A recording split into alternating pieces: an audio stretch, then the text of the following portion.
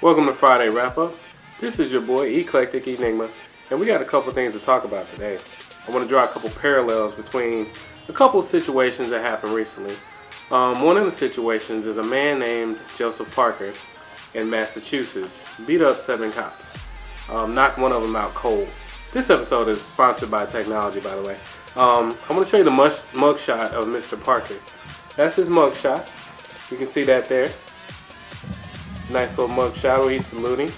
I'm kind of mocking if you ask me, but anyway. So he beat up 7 people and he's still alive. That's kind of weird, because I don't know if you've heard, but there's a young man by the name of Christian Taylor that was killed recently. So, and this is his father dealing with the loss of his son. I'm gonna go through both scenarios and explain to you why I'm bringing both of these up, so you can understand why I'm drawing a couple, parallel between the two. Alright, so the guy in Massachusetts, Mr. Parker, he was stopped because there was construction going on. During the construction, cop pulled him over, told him to stop. He cursed at the cop. He said, "F you, I know why you're pulling me over." And he charged the cop, knocked the cop out cold. And he beat up some more cops along the way when they finally got him, and the cops explained how he was being rough and they tased him and all of this good stuff. Let's go to Mr. Taylor. He had broken into a car lot and he was jumping on cars and, being mischievous is what I would call it. An officer showed up and saw that he had rammed his car through the showroom window, and the story gets kind of muggy from there because there's no camera actually in there to see what had happened. But the cop said that he was charged, feared for his life. You've heard that before, right? And he shot him and hit him at least 4 times and killed him. So, in one hand, in Massachusetts, we got a guy that actually beat up 7 cops, put his hands physically on them, and he somehow made it to the jailhouse intact. Few scratches, but he's intact. And then we have another instance where a young man was murdered, shot 4 times, and it was only 1 cop. They fired him, and he's under investigation because they said he did not follow procedures right. But one's alive, one's dead. One's black, one's white. I don't know what to say. We've been here before, and this is part of the issue that we're seeing here, and part of the reason why Black Lives Matter is a movement, because of it's situations like this. We don't understand it. Like, I don't get how a guy can beat up 7 cops and come out with just scratches, and another guy doesn't even touch a cop and just charges him, and he ends up dead. Is there different procedures for different people, or were these cops just really not wanting to shoot somebody, all 7 of them, and this guy just was like, you know what, this is my day to do it? I don't know. I don't want to believe that's the way that it's going, but you need to see where our head is at, America. What we're thinking about when we look at situations like this.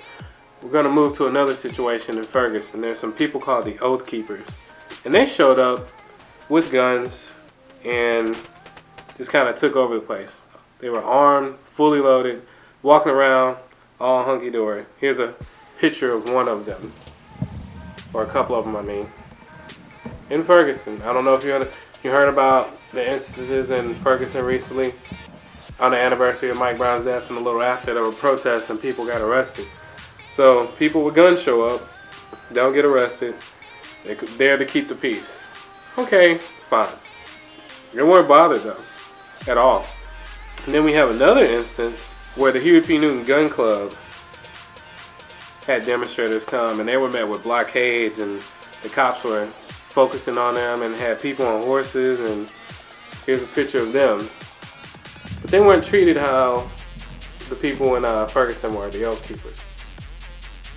So I come to you again and I ask you, what's the difference between the two? Both clubs are there. Well, one was there to keep peace. Another one was there to protest peacefully, but treated differently.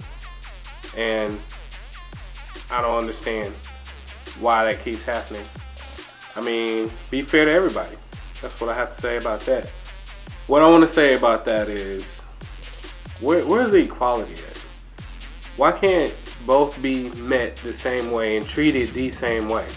I mean, UP Gun Club didn't do anything, Oath Keepers didn't do anything. Both should be treated the same way. That's how it needs to be, and that's what people are fighting for. And maybe you can look at it and understand it. I'm just bothered by the whole situation, both of them. Another young man lost his life. Another hashtag is going to be made. Another senseless death. And this guy beats up 7 cops and he's chilling and gets bonded out. You got to see something wrong with that. It doesn't make any sense at all. And that's what people are fighting for. So I keep harping Black Lives Matter, but there's a reason for that. The last thing I want to talk about is the movie Straight Outta Compton. There's been reports that movie theaters are amping up security and making sure that there won't be any issues during the movie. I just don't know why. I mean, where was all the security when other people were getting shot up during other movies? It had nothing to do with, a black rap group. Just think about that. There's definitely an issue in this country, and we definitely need to address it and quit acting like it doesn't exist. It's more than the elephant in the room. I would call it Noah's Ark in the room. Whole lot of animals and stuff. We're just chilling, and we just keep acting like they're not there. So I don't know what we need to do as a society besides quit ignoring it. But I know I'm tired of having hashtags for people just because somebody feared for their life and not following protocol and not wearing body cams. That's Friday Wrap Up. Sorry it's not really funny. I ain't in a funny mood today. Catch me next time. Peace out.